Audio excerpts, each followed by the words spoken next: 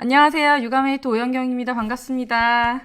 많이 기다리셨죠? 네, 저도 오늘 다행히 아이가 좀 일찍 잠들어가지고 좀 이렇게 준비를 하고 있었는데 제 인스타나 이제 유튜브 게시글 본 분들은 아시겠지만 제가 미리 좀 부모님들한테 어떤 점들이 힘든지 궁금한 점들을 받았거든요. 근데 제가 이렇게 읽어보니까 너무 주제가 다양해서 어디에 사실 집중을 해서 얘기를 해야 될지 고민이 많이 되더라고요. 그래서 많은 부모님들이 다 각자의 상황에 맞춰서 좀 적용할 수 있는 팁들을 드려야겠다 이런 생각이 들었는데 이제 글을 보니까 한 몇 분이 이런 글을 적어주셨어요. 저는 이 코로나 때문에 힘든 게 아니라 오히려 아이랑 같이 있는 시간이 많아져서 더 애착이 끈끈해진 것 같다. 더 좀 이렇게 아이랑 있는 시간이 좋다. 이렇게 말씀해 주신 분들이 계시더라고요.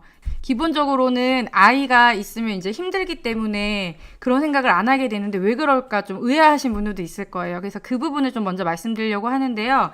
애착이라는 것이 아이가 엄마한테 느끼는 애착도 있지만 부모님이 아이에게 느끼는 애착도 있거든요. 저희가 러브마스터 과정에 오면은 그런 검사를 하는데 제가 오늘 그거를 소개를 조금 시켜드리려고 그래요. 뭐냐면 이거는 이제 아이가 부모님한테 느끼는 애착이 아니라 자녀 애착, 부모님이 자녀에게 느끼는 애착인데 긍정적 정서, 접촉 추구, 자기 희생, 근접 추구, 냉담 이렇게 이제 5가지로 저희가 이제 검사를 하는데 여기에서 근접 추구라는 게 뭐냐면 어떤 상황에서도 아이랑 함께 있고 싶은가 이거를 묻는 항목이에요. 근데 근접 추구가 높으신 분들은 이렇게 아이랑 하루 종일 같이 있어도 사실 힘들지가 않아요. 근데 근접 추구가 이 어머니 같은 경우는 지금 5.23이니까 이제 보통 수준인데 이게 굉장히 낮은 부모님들이 있습니다. 이런 분들은 혼자만의 시간이 좀 많이 필요하고 아이를 아무리 사랑하지만 같이 있는 시간이 길어질수록 너무 이제 힘들어지는 경우예요. 그래서 나의 어떤 근접 추구 점수에 따라서 아이랑 함께 있는 시간이 더 이제 힘들어질 수 있는 거죠. 제가 그래프 하나를 더 보여드리면 여기 보세요. 근접 추구가 몇 점이야? 10점이고 되게 높죠, 점수들이. 이게 누구 그래프냐면 제 그래프입니다. 이게 뭔가 높으니까 좀 좋아 보이죠? 예, 좋아 보이는데 사실 그렇진 않고요. 근접 추구가 이게 10점 만점에 제가 10점 나온 거거든요. 그러다 보니까 이게 저도 그래프로 만들어 보고서 알았어요. 아, 내가 너무 아이에게 집착하는구나. 뭐 피곤하고 그래도 아이를 어린이집에 최대한 회사 끝나면 일찍 끝난 날은 혼자 좀 쉬는 게 아니라 바로 데리러 간다든지 이제 그런 모습들이 제가 있거든요. 이게 너무 높아도 사실 안 좋아요. 좀 엄마의 혼자만의 시간도 가져야 되고 하는데 저는 이게 좀 너무 높다 보니까 불안도 높고 그래서 떨어져 있으면 걱정되고 이제 이런 것도 여기 근접 추구에 해당이 됩니다. 그래서 제가 아는 분들도 있으시겠지만 제가 여러 번 말씀드렸었는데 현장 학습 가거나 할 때도 보낸 지가 한 5살, 한 2학기 때부터 보냈던 것 같아요. 이게 불안해서 잘 못 보내고 이게 다 근접 추구가 높아서 그렇거든요. 그러니까 사실은 이거는 너무 높아도 안 좋아요. 여기 이제 긍정적 정서라는 건 뭐냐면 우리 아이가 얼마나 예뻐 보이냐. 그러니까 아이를 보고 있을 때 기분이 좋아진다라든지 아니면 뭐 외모와 관계없이 그냥 나는 우리 아이가 가장 예쁘다 이제 이런 항목들이 여기 긍정적인 정서에 들어가요. 아이랑 같이 있는 것만으로도 막 내 기분이 좋아지는 게 몇 점 정도냐. 그리고 옆에 접촉 추구라는 거는 스킨십, 아이랑 얼마나 가까이 있고 싶은가, 몸을 부비고 싶은가, 이제 이런 정도라서 이 두 개는 높을수록 좋은데 자기희생이나 근접 추구는 낮으면 물론 안 좋죠. 자기희생은 뭐냐면 평상시에는 되게 아이가 예쁘고 좋고 스킨십도 많이 하는데 자기희생, 내가 피곤하거나 내가 뭔가 바쁘거나 할 때는 아이보다 내가 우선이기 때문에 우선순위에서 아이를 먼저 두지 않는 거예요. 그러니까 이것도 너무 낮으면 안 좋죠. 낮으면 안 좋지만 또 너무 높으면 엄마가 너무 많이 희생하기 때문에 육아 피로도가 높아집니다. 내가 좋아서 하는 거야. 하는 거지만 굉장히 힘들고 내 시간이 없어지죠.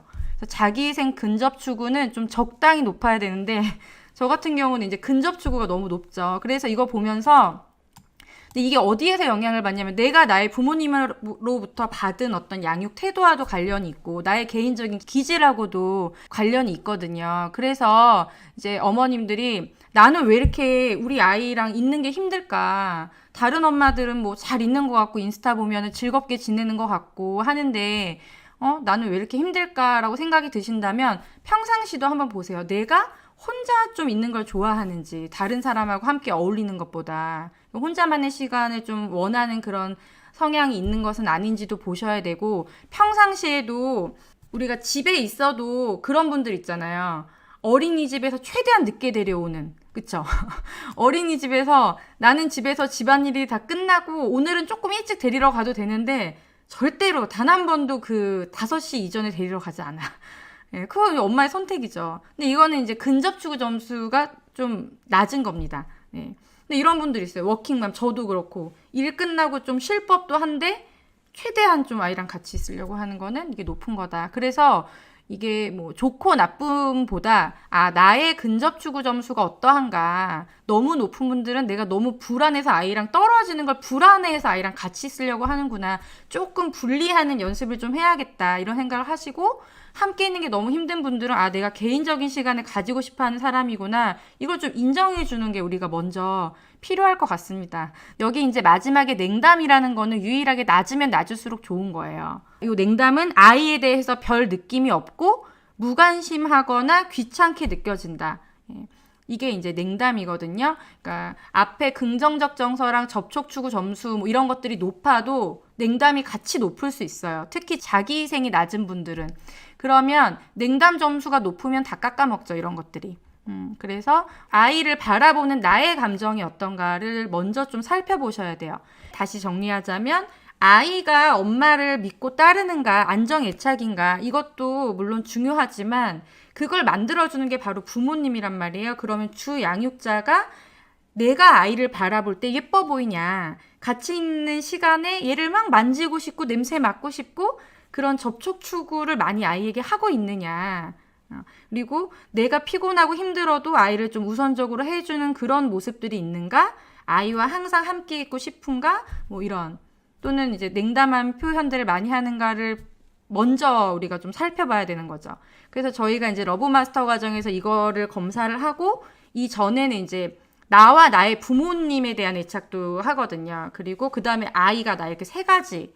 그러니까 나와 나의 부모 첫 번째, 그 다음에 내가 아이한테 가지는 애착 두 번째, 마지막으로는 아이가 나한테 가지는 애착, 이렇게 해서 세 가지를 검사를 하는데, 이렇게 해서 보면은 아이의 안정애착에 영향을 미치는 거는 가장 영향을 많이 미치는 게 이 두 가지예요. 긍정적 정서. 부모님이 아이를 보면서 긍정적인 감정을 느끼는가, 그리고 스킨십을 얼마나 많이 해주는가, 이제 이런 것들이 아이의 안정애착에 이제 영향을 미치는데, 자, 이제 제가 말씀드리고 싶은 건 뭐냐면, 오늘은 사실 훈육에 대한 이야기를 하려고 하는 거예요. 근데 훈육도 애착을 안정적으로 만드는데 굉장히 중요한 요소거든요. 우리가 애착이라고 하면 뭔가 아이를 사랑해주고 예뻐해주고 이런 것만 생각을 하는 경우들이 있는데, 우리가 이 러브에서 애착 검사를 해보면 부모님은 굉장히 아이한테 표현도 많이 하고 스킨십도 많이 하고 예뻐하는데, 아이가 부모님한테 느끼는 애착 점수가 낮은 경우가 있어요. 그건 뭐냐면, 애착이라는 것은 아이가 이제 불안하잖아요, 세상에서 태어나서. 그래서 이 세상을 어떻게 살아가야 될지 모르는 이 상황에서 어떤 문제 상황에서 부모님한테 의지하고 이제 기대고 그 안에서 또 끈끈한 사랑을 느끼고, 이런 게 이제 애착인데, 사랑만 주고 의지를 못하는 거예요. 이건 뭐냐, 훈육이 제대로 안 되면 문제 상황에서 부모님한테 의지를 못하기 때문에 그 애착에도 영향을 미치게 됩니다. 그래서 애착은 어떤 사랑 표현과 그 다음에 문제 상황에서의 훈육이 안정적으로 이루어질 때 이 두 가지가 조화를 이루었을 때 더 끈끈한 안정적인 애착을 형성할 수가 있죠. 그래서 오늘은 이제 훈육 얘기도 하고, 좀 이런 부모님이 냉담해지지 않으면서, 나는 근접추구가 낮지만 지금 우리가 근접추구를 높일 수밖에 없는 상황이잖아요. 코로나 때문에. 항상 근접하게 우리가 있어야 되잖아요.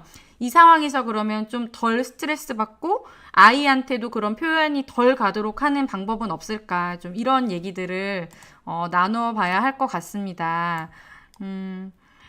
근접추구 점수가 어느 정도 좋은 건가요 했는데, 그러니까 저는 지금 제가 10점이잖아요. 그러니까 이거는 불안도 들어가 있다는 거잖아요. 그러니까 한 7점에서 8점 정도가 적합하죠. 근데 이제 뭐 그런 딱 기준이 있다기보다는, 이걸 이제 검사를 해보고 부모님이랑 상담을 해봤을 때 저는 제 자신이 너무 높은 거를 알고 있고, 그것 때문에 불편한 적도 있거든요. 근데 이제 한 7점에서 8점 정도 사이 되는 부모님들은 좀 적절한 수준으로 너무 불안해하지도 않으면서 아이와 적정한 거리를 유지하는 것 같고, 이제 이거는 아이 연령에 따라서 아주 어릴 때는 어떨까요? 12개월 이전에 근접촉구가 엄마가 너무 낮으면 어떨까요? 안 좋겠죠. 예. 아주 어릴 때는 아무래도 옆에 붙어 있으면서 해줄 것들이 많다 보니까 근접촉구 점수가 더 높아야 될 것이고, 이게 이제 조금씩 이제 아이 연령이 증가하면서는 조금씩 낮아질 수는 있겠죠.